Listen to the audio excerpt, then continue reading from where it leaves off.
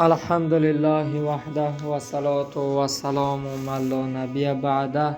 اما بعد امروز که باشد سیوم درس را از کتاب فقه اکبر امام ابو حنیفه رحمت الله علیه با وصیت نامه ایشان به شما درس را عزیزان شروع میکنیم. الله متعال هر یک من شما را عقیده صحیح، عقیده اهل سنت و جماعت را نصیب بگرداند. مصنف میگوید والله تعالی واحد لا من طریق العدد ولكن من طریق انه لا شریک له. میگوید الله تعالی واحد یک است، لا من طریق عدد، نه از طریق عدد، ولکن از طریق انه، ولکن میگه همین الله تعالی می باشد از طریقی که لا شریک له، شریک الله را نمی باشد. یعنی الله متعال واحد یک است. عربا حساب میکنن واحدون یک میگن، اثنان دو میگن، ثلاثون سه میگن. یعنی مصنف برای من شما همون ذاتی را که من شما امروز عبادت میکنیم همون را وصف میکند. میگوید که الله واحد است، یک است، لیکن همون واحد باید ما چگونه درک کنیم. به من شما نصیحت میکند، میفرماید لا من طریق عدد، نه از طریق عدد. به خاطر که یک مثال تاجیکی من شما اگر بیاریم، یک امروز تقسیم میشود، یعنی یک اگر تقسیم کنیم یعنی 50 در 50 چکش میکنن، تقسیمش میکنن. و همین خاطر مصنف به من شما توصیه میکند، میگه لا من طریق عدد. این یکی را که ذاتی پاک الله را میگن از طریق عدد نیست. یا اینکه یک میگوین بعدش چند است؟ دو است، بعدش چند است؟ سه است، چخلی که در عربا هست.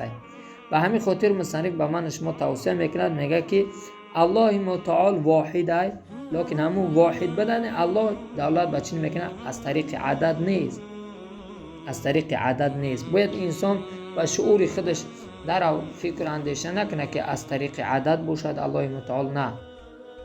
ولکن مصنف میگه ولکن من طریق، ولکن الله تعالی می باشد از طریق چی؟ انه، این که هم الله پاک رو چی است؟ لا شریک له، هیچ شریکی نیست، نه در اسماش نه در صفاتش الله متعال رو شریکی نمی باشد. ولی در اسما و صفات الله متعال و شما در اینجا درس رو بیان میکنیم. در اینجا فقط همین باید من شما درک کنیم که الله متعال واحد است، از طریق عدد نه، ولکن می باشد الله تعالی از طریق این که چه؟ لا شریک له، الله را شریک هم توی نیست. برای قناعت بدن طالب علمی که کتاب را مطالعه میکند، مصنف آیه کریمه را از سوره اخلاص که من شما میخونیم او را همچون دلیل همچون حجت آورده است. میگوید که استعیذ بالله لم یلد ولم یولد ولم یکن له کفوا احد.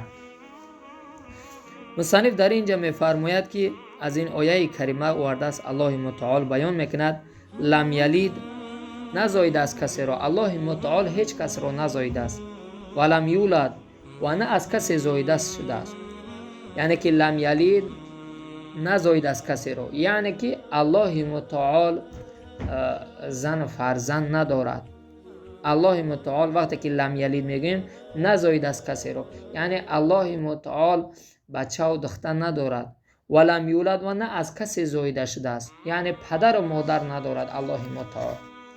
این آیه کریمه رد است برای اون ملحدین، برای اون نصارایی که امروز نعوذ بالله دارن چکار میکنن؟ تهمت به الله میکنن، ملائکه را دخترای الله میگوین و غیره غیره میگوین.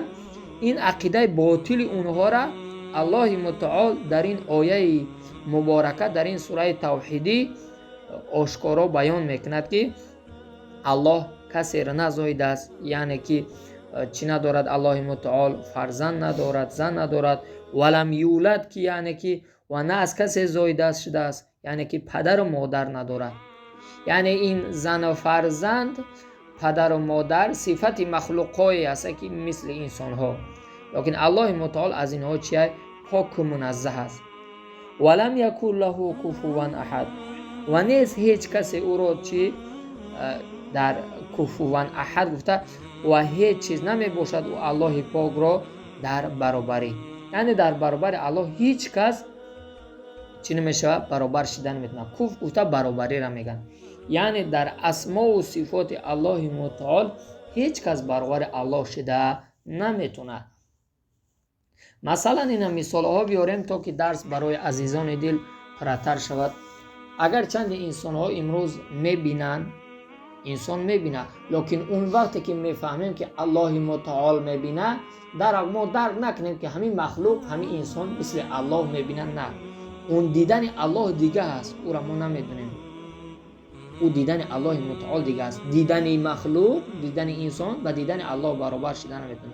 یا یک مخلوق یک چیز اختراع میکنه، در امون تخصص خودمون با فکر اندیشه خودمون نگیم که همین علم انسان، علم مخلوق برابر علم الله ہے. نه، این گونه نیست. اون علم الله رو هیچ مخلوق برابر شدن نمیتونه.